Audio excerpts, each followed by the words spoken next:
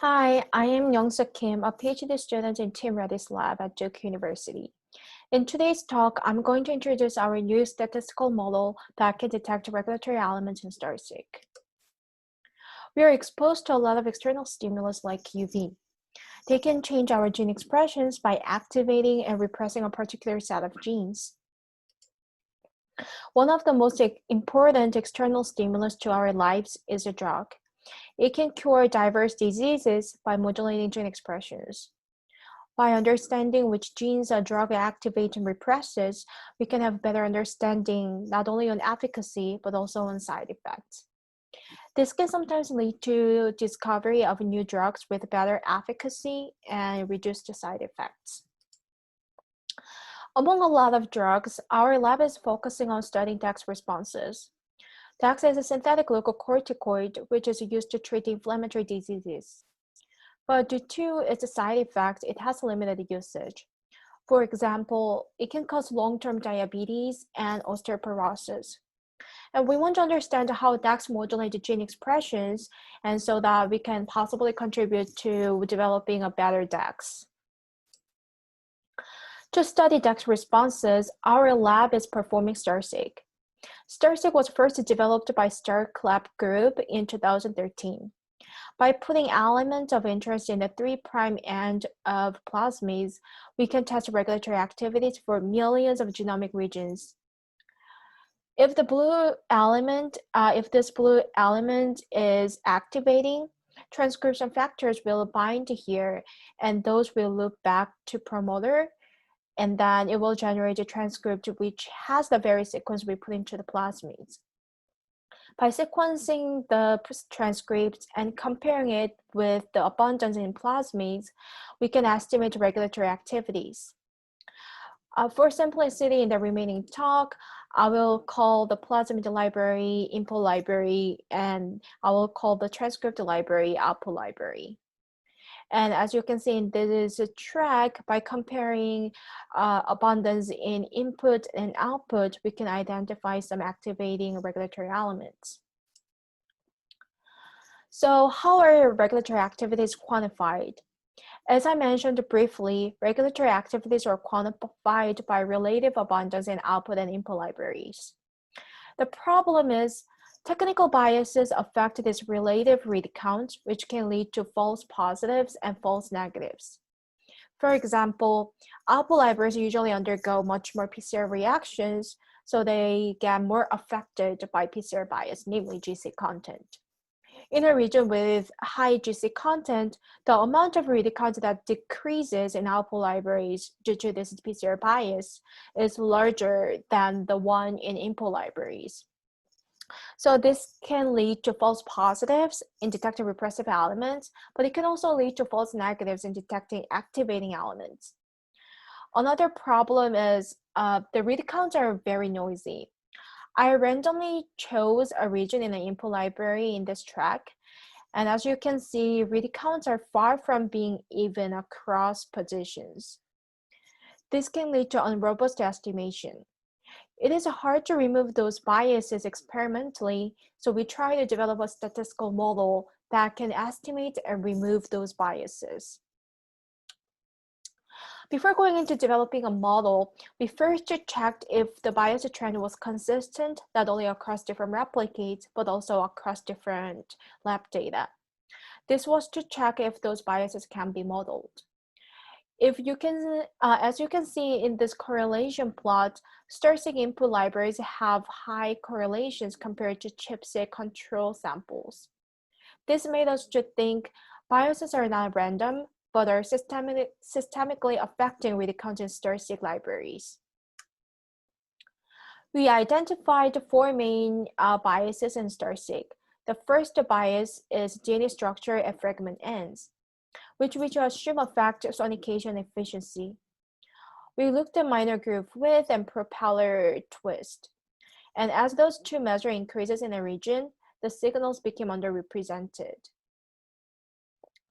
PCR bias is one of the most well-known technical biases. The regions with extreme Gibbs free energy values, which generally matches with AT-rich and GC-rich regions, show underrepresented signals. G-quadruplex structure is a secondary DNA structure. Once it's formed, it blocks polymerase to go across the regions so that it causes underrepresentation of signals. The last bias is mapability bias. This mapability score represents how much a chimer is redundant in a reference genome. As it gets closer to 0, it means a chimer is redundant in reference genome. As we can expect, signals in regions with a smaller mapability score decreases due to inefficient alignment. With those covariates that model the aforementioned 4 main technical biases, we fitted observed signal in Poisson generalized linear model in each single base pair position. The fitted value here is the expected bias effect in each position. As you can see in this R-squared plot, this model shows a pretty accurate prediction. The R-squared values in output libraries were ostensibly smaller due to regulatory activity reflected in the output libraries. We also looked at semi-partial correlations to see the effect of each bias type to the data, and overall Gibbs free energy was the one with the highest effect. With the estimated bias effect, we reported corrected signal by subtracting fitted value from observed signal. As you can see in this box plot, corrected signal showed much decreased correlations with biases. Those corrected signals also showed much decreased variance across replicates by up to 80%, and this increases statistical power in detecting true regulatory elements. By removing noises from biases, corrected signal also showed improved visualization of regulatory activities.